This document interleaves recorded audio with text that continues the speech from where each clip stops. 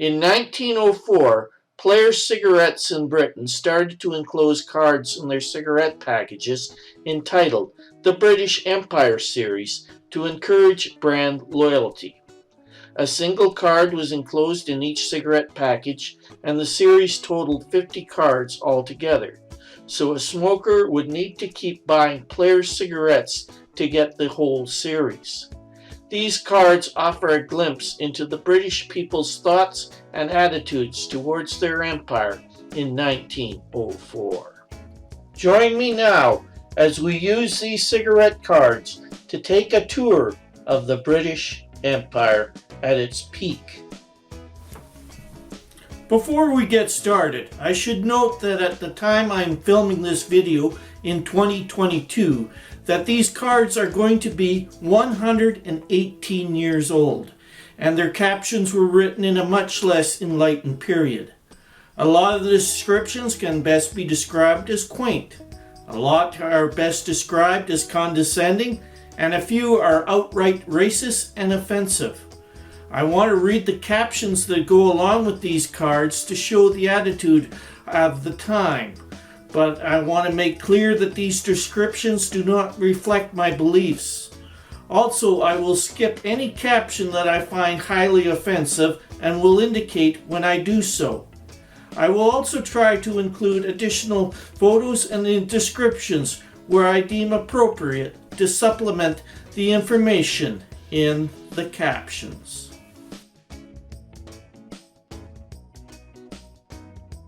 With that said, let's begin our tour of the British Empire. The very first card in the series takes us to the very heart and brain of the British Empire, London, England, and the House of Parliament in the Palace of Westminster. The caption reads, "The Houses of Parliament, as seen from the river, present a very imposing appearance, and one well worthy of the glorious traditions of the Mother of Parliaments. In the background is Westminster Abbey, the scene of so many historic ceremonies." 1904 was the third year in the rule of King Edward VII, and the Prime Minister was the Conservative Arthur Belford. Britain had defeated the Orange Free State in the Second Boer War 2 years previous in 1902, and was 10 years away from the beginning of World War I in 1914. Her navy, in 1904, ruled the world's oceans, and her empire had power over 23% of the world's population. It was said the sun never set on the British Empire. Next, our journey will take us to the very farthest reach of the British Empire, in the Oceania region of the Southwest Pacific, to the Fiji Islands. The caption reads, "This is a typical scene of a Fiji village, where the surroundings are so beautiful. The Fijians have made remarkable progress since their cession to Great Britain in 1874. In 1970, Fiji was granted independence from Great Britain to become the Dominion of Fiji. The island nation suffered through political instability for many years and had a number of coups. In 1987, the military government declared Fiji to be a republic. Fiji returned to democratic rule following elections in 2014. After departing Fiji, we will head off to Australia to have a glimpse of the land down under in 1904.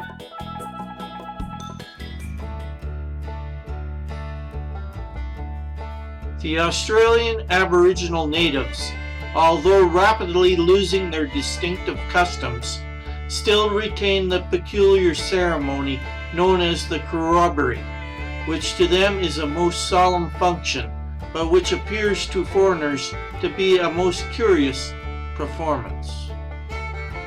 One of the favorite sports of the Australian Aboriginals is spearing fish, which can be easily seen in the clear water. They are very proficient and woe betide the fish who chances their way when they are ready to aim. The laws of New South Wales afford the settler in the colony the opportunity of selecting the land on which he lives from the public domain of the state.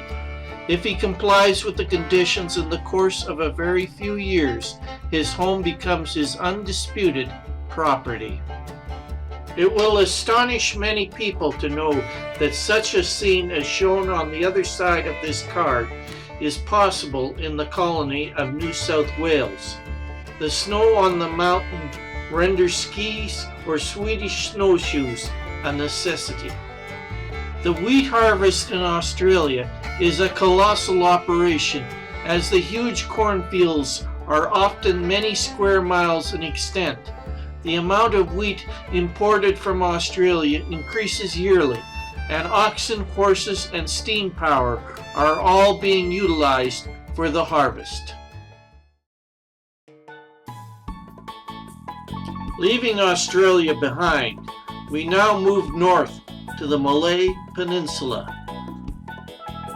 Pulau Brownie is a strange little village in the Malay Peninsula, composed entirely of houses built on posts and driven into the bed of the river. The inhabitants support themselves by fishing.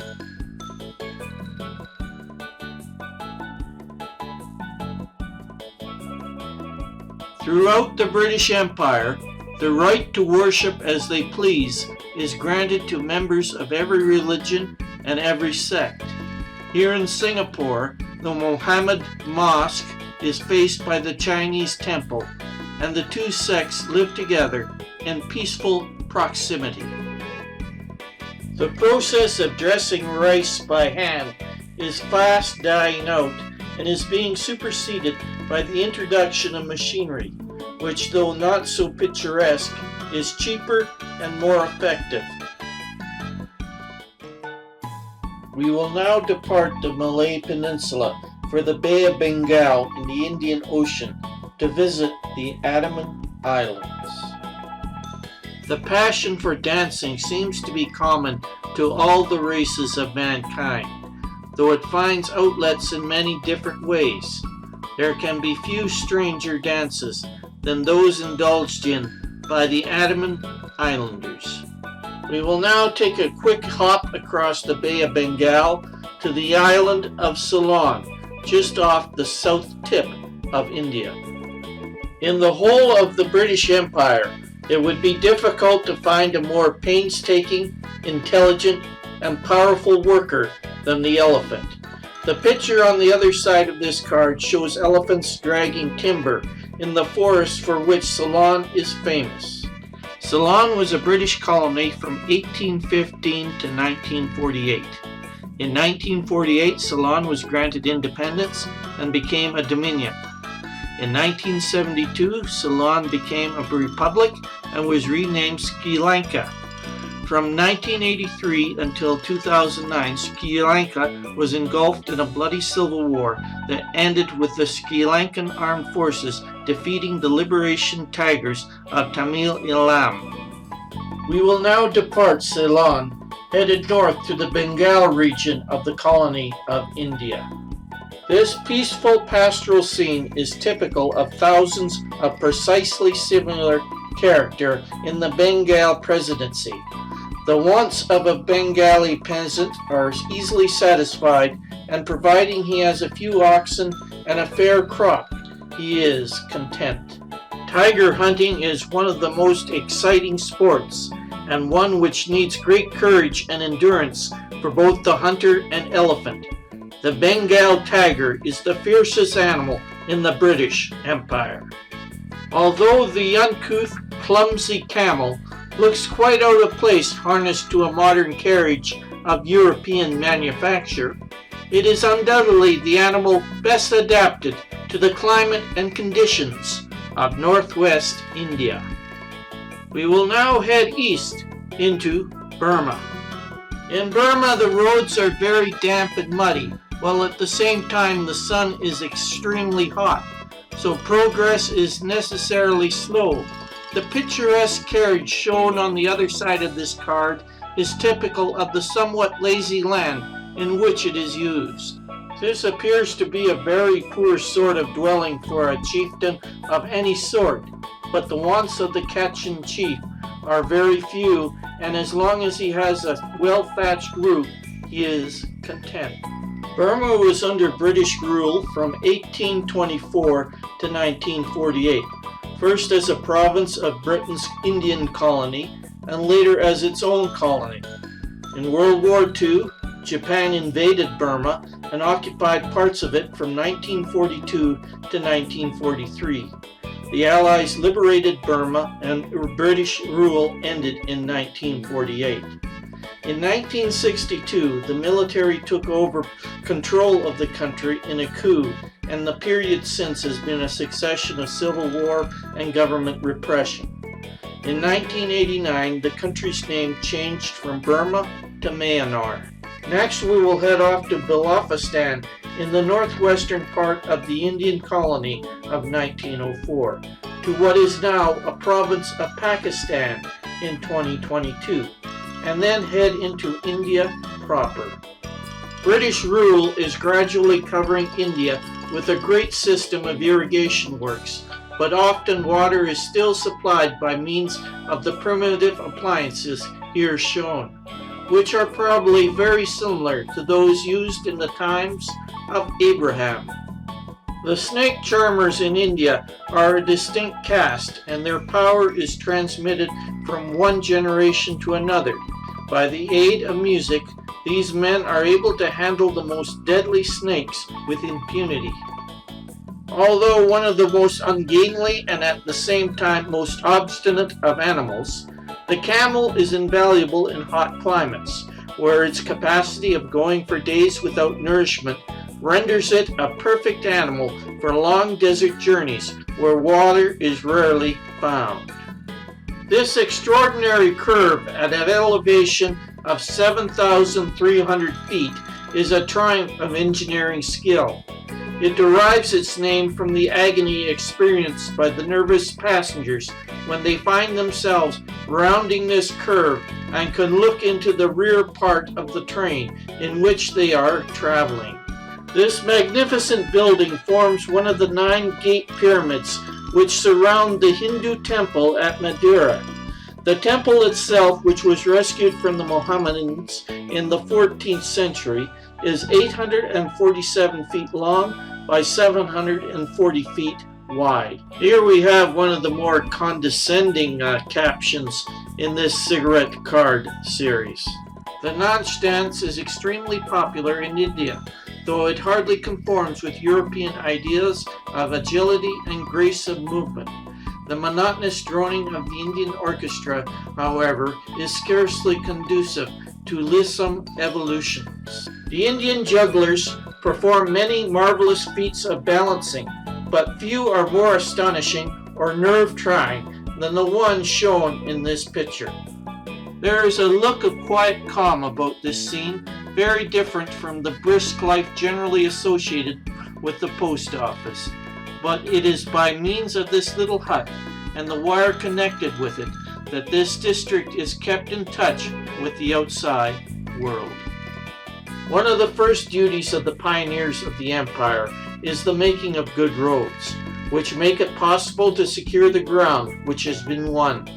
Here we see a band of native workers under the supervision of British officers in rocky Kyrgyzstan.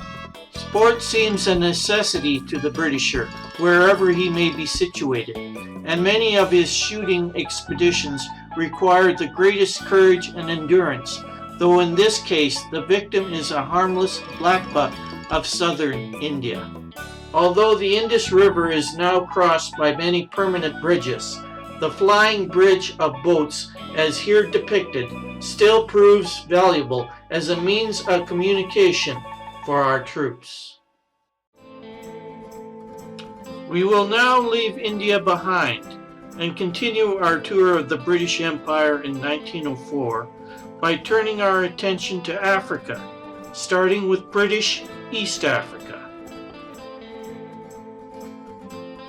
The kraals in which the natives of the east coast of Africa dwell, though situated in most beautiful surroundings, are built in a most primitive fashion. The trying climate renders it a very unhealthy country for white men. British East Africa remained under British rule until independence was granted in 1963 to become the Republic of Kenya.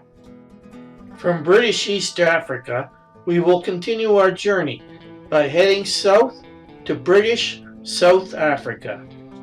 As mentioned in the introduction to this video, in 1904, Britain had just concluded the Second Boer War 2 years previously, and had annexed the territory formerly held by the Orange Free State and Cape Colonies. But her conduct in the war ensured she had a large population of resentful Boer veterans and civilians, plus the native black population. There is not much I can say from the caption for this cigarette card, other than state that this fellow is a native postman. How he is described in the caption and what is required of him to do his job is so vulgar that I will not dignify it by reading it. The scene shown on the other side of this card is very familiar in South Africa, where there are few good roads and the railway only serves the larger towns. It is in similar wagons to this that the Boer treks take place. The caption for the following card has one derogatory term used in it, but for the most part I think this can be salvaged. The rickshaw was first used in Japan, but is now a favorite means of conveyance in Natal and other South African colonies. It is a most convenient little carriage, and those who draw them have wonderful powers of endurance and speed. Gold seeking must have a very strong attraction for men to lead them to choose a dreary place as the South African veldt for the scene of their operations. The party shown in our picture seems glad enough to get away and anxious to lose no time in returning home. 8 years after the Second Boer War in 1910, South Africa was granted nominal independence as a dominion called the Union of South Africa. In 1931, the Union of South Africa was granted full independence. In 1948, the National Party was elected to power and brought in the system known as apartheid, which divided the country's population according to race, granting the level of rights and freedoms enjoyed by each according to the color of their skin. By way of apartheid, South Africa's minority white population hoped to retain its political and social power over the majority black population.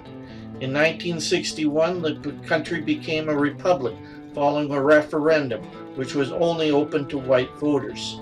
From the late 1960s into the 70s, 80s, and 90s, South Africa's apartheid system made it more and more repugnant in the view of the world, causing it to be more and more isolated from world trade, politics, and social interactions. By the late 80s and into the early 90s, South Africa's position became so untenable that apartheid had to end, and the first black president in the country's history came into being with the election of Nelson Mandela in 1994. While remaining in the 1904 colony of South Africa, we will now turn our attention to the former kingdom of Zululand. The Kingdom of Zululand was a country in southern Africa run by the indigenous Zulu people. In 1884, after defeat in the Anglo-Zulu War, the kingdom was absorbed into the colony of Natal, which later became a province of South Africa.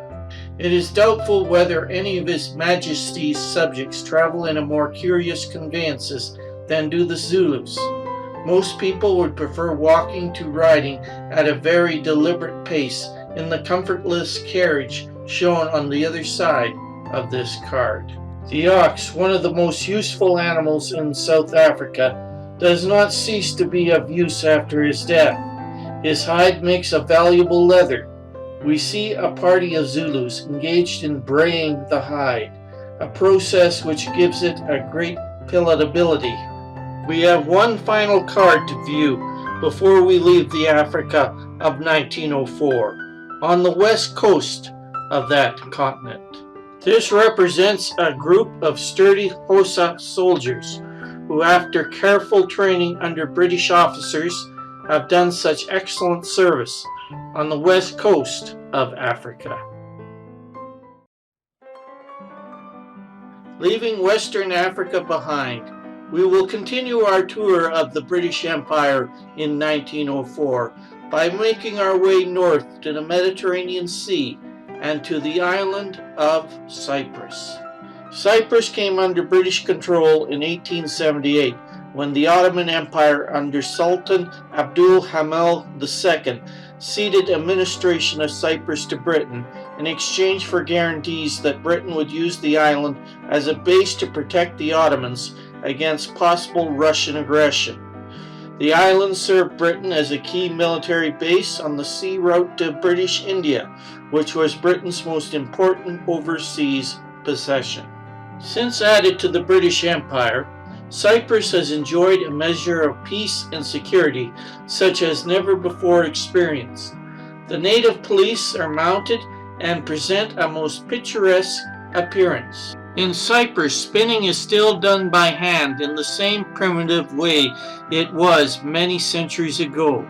This is one of the few ancient customs which British influence has not superseded by the more improved methods practiced in England. In 1960, Britain granted independence to Cyprus, but by that time tension between the Greek Cypriot Christians and the Turkish Cypriot Muslims had come to a boil. In 1964, the UN, at the request of the Cypriot government, put in a peacekeeping force to which the Canadian Armed Forces made up a major part. This UN peacekeeping mission is still ongoing to the present day.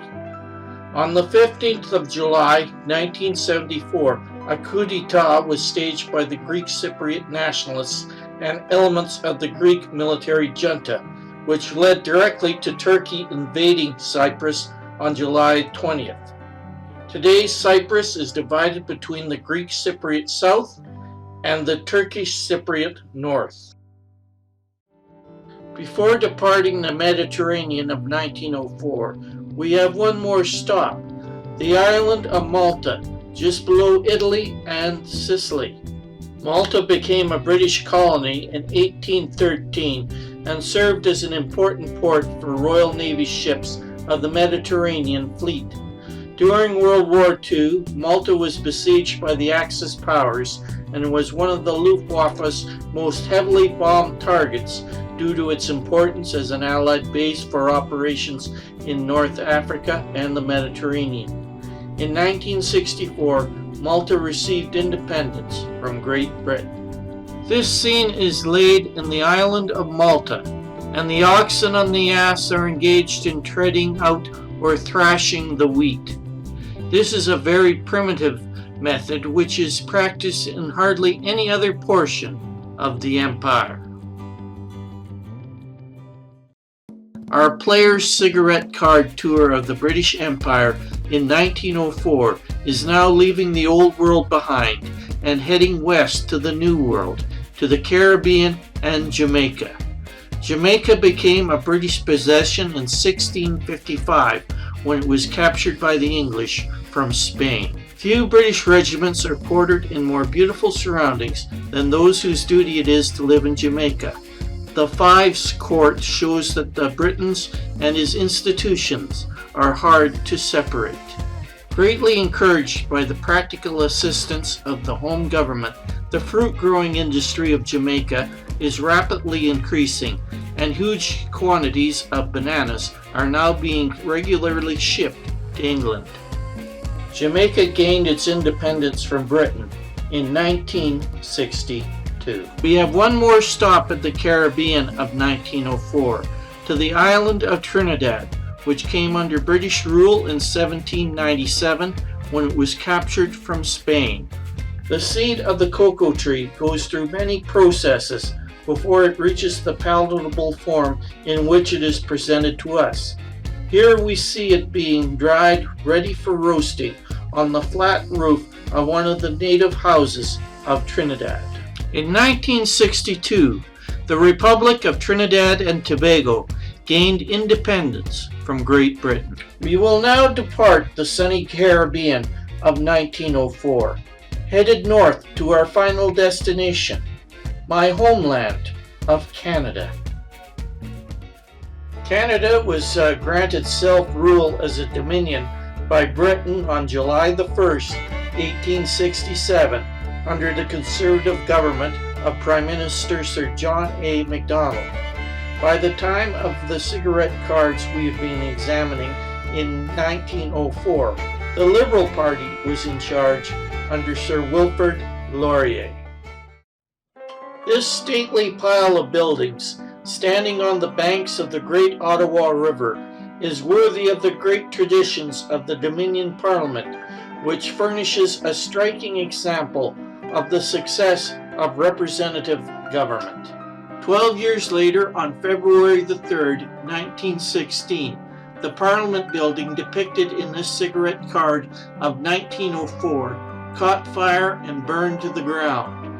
The only part that was saved was the Parliamentary Library, which today remains the only part of our first Parliament building to still exist.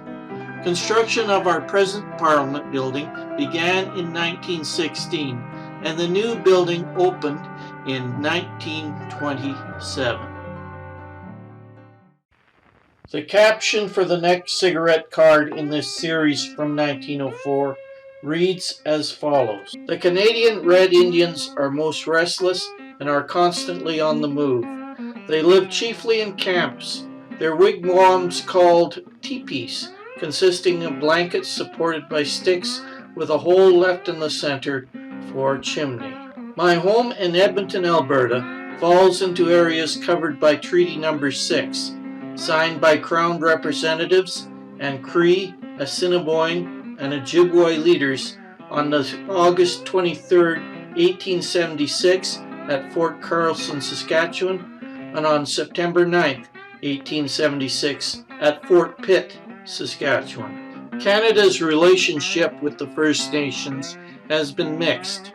Unlike the Americans to the south, Canada was not as violent in its suppression of the natives, but we still did so in slightly more subtle ways. For many years, Native people were considered to be wards of the federal government that afforded them a legal status similar to that of minors, restricting their rights to vote, how they could use the land on the reservations granted to them by treaty, and in the most malicious, taking their children away to live in residential schools.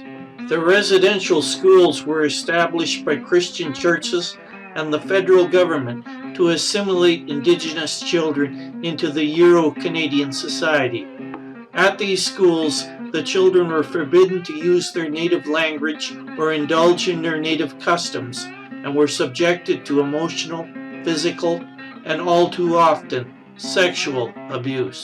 After years of this subjugation, Canada's native population fell into the poorest levels of society, subject to drug and alcohol abuse, and representing a far too great part of Canada's prison population. In recent years, Canadian society has begun to try to acknowledge the damage done and begin the process to heal those suffering from years of neglect. But the damage that took over 150 years to inflict will take even more to resolve, but at least we have a beginning. Lumbering is still the greatest of Canada's industries, and the experience gained in this work, living in temporary shelters as shown on the other side of this card, and being entirely dependent on their own efforts, has been of great service to the Canadian troops in South Africa. Here we see the method adopted in British Columbia of extracting gold by means of running water. The weight of the precious metal causes it to sink to the bottom of the trough while the lighter material gets carried away. No pastime is more delightful or exhilarating than sledding over smooth white snow, drawn by spirited horses. In Canada, the cold, dry, invigorating air renders sledding possible during all the winter months. This picture shows a trapper in the Hudson's Bay Territory in a sled drawn by 4 dogs. These dogs, though not very amiable, are very strong, and the speed at which they sometimes travel is marvelous. Sailing on ice is one of the most exhilarating of sports, and on the St. Lawrence River, where ideal conditions prevail, great speeds are attained, 60 miles an hour being reached, and on occasion exceeded. Our tour of the Edwardian British Empire of 1904 using the Player's Cigarette Card series has come to an end. I hope you have enjoyed a brief glimpse of life 118 years ago. If you enjoyed today's video, please hit the like button, and if you have not already done so, please consider subscribing to my YouTube channel. Till next time, everyone keep safe and well.